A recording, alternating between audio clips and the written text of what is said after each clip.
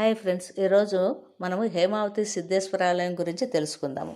అనంతపురం జిల్లా అమరాపురం మండలం హేమావతిలో ఉన్న సిద్ధేశ్వర ఆలయం చాలా ప్రసిద్ధి చెందినది. కాలుష్యానికి దూరంగా ప్రకృతి మధ్యలో వెలసిల్లిన ఈ ఆలయానికి కొన్ని విశిష్టతలు ఉన్నాయి. ఈ దేవాలయంలో శిల్పకళ చాలా విశిష్టమైనది. ఈ ప్రాంతాన్ని అప్పట్లో నోళంబ రాజులు పాలించారు. అందుకే ఈ స్వామిని నోళంబేశ్వరుడు అని కూడా పిలుస్తారు. హెంజేరు సామ్రాజ్యములో అనంతపురము, చిత్తూరు, కర్ణాటకలోని చిత్రదుర్గ, కోలారు, తమిళనాడులోని ధర్మపురి, సేలం జిల్లాలోని 32,000 గ్రామాలు ఉండేవని ఇక్కడ చారిత్రక ఆధారాలను బట్టి తెలుస్తున్నది. ఈ స్వామి నోలంబరాజు వంశీకుల కులదైవం. వీరి వంశానికి చెందిన చిత్రశేఖర, సోమశేఖర అనే రాజులు ఈ ఆలయాన్ని నిర్మించారు. ఈ రాజులు తమకు సంతానం కలిగితే విగ్రహ రూపాన శివాలయాన్ని నిర్మిస్తామని వారు మొక్కుకున్నారట. అనంతర కాలంలోనే వారి కోరిక నెరవేరడంతో సుందరమైన ఆలయాన్ని నిర్మించారని శాసనాలు చెబుతున్నాయి. సిద్ధేశ్వరుడితో పాటు మరో 4 శివలింగాలను, దొడ్డేశ్వర, విరూపాక్షేశ్వర, మల్లేశ్వర, సోమేశ్వర లింగాలను ప్రతిష్ఠించారు. వాటిలో 3 ఆలయ ప్రాంగణంలో ఉండగా 4వది ఊళ్ళోని మరో శివాలయంలో ఉంది.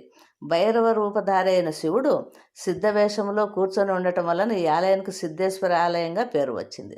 ఆలయ విశిష్టతను గురించి తెలుసుకుందాము. గంగమ్మను తలదాల్చిన చతుర్భుజాలతో కొలువైన సిద్ధేశ్వరుడి జటాజటాన సూర్యచంద్రులు కనిపిస్తారు. ఎడమ చేత బ్రహ్మకపలాన్ని, దక్షిణ హస్తాన జపమాలను ధరించి నిమీల నేత్రుడై ఉంటాడు. స్వామి ఇలా శివుడు విగ్రహ రూపంలో ఆసీన స్థితిలో కొలువై ఉన్న ఆలయం భారతదేశంలో ఇదొక్కటే.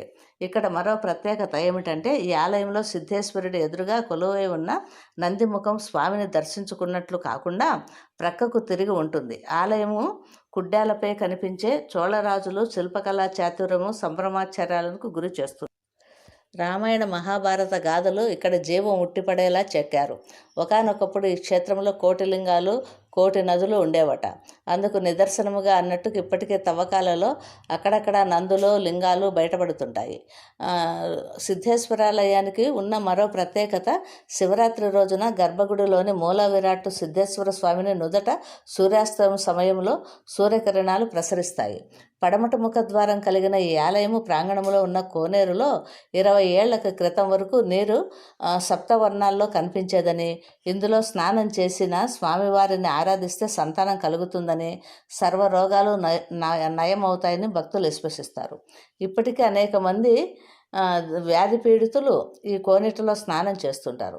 ఆలయ ప్రవేశ ద్వారానికి ముందు ధూపం ఉంటుంది. ప్రతి సంవత్సరం మహాశివరాత్రి ఉత్సవాల సందర్భంగా భక్తులు తాము పండించిన పంటల నుంచి కొంత భాగాన్ని మొక్కుబడిగా ఇందులో వేస్తారు.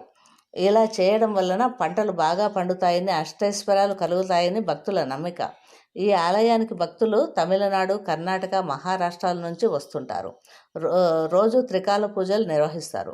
ఏటా శ్రావణ మాసంలో నిర్వహించే ఎడగ జాతరకు భక్తులు వేలాదిగా తరలి వస్తారు. అశ్వయుజ మాసంలో నవరాత్రి ఉత్సవాలు, కార్తీక మాసంలో 45 రోజుల పాటు విశేష పూజలు నిర్వహిస్తారు. కార్తీక, మార్గశిర పౌర్ణమి దినాల్లో లక్షదీపోత్సవము, పూల రథోత్సవము, సిరిమాను ఉత్సవము, వసంతోత్సవాలను వేడుకగా చేస్తారు. ఇక మహాశివరాత్రి సందర్భంగా అయితే 8 రోజుల పాటు బ్రహ్మోత్సవాలను అంగరంగ వైభవంగా నిర్వహిస్తారు. నిత్యం ఆ సిద్ధేశ్వరుడికి రుద్రాభిషేకం, పంచామృతం స్నానం, బిల్వార్చన, భస్మార్చన, ఆకుపూజ తదితర కార్యక్రమాలను అత్యంత వైభవంగా జరిపిస్తారు.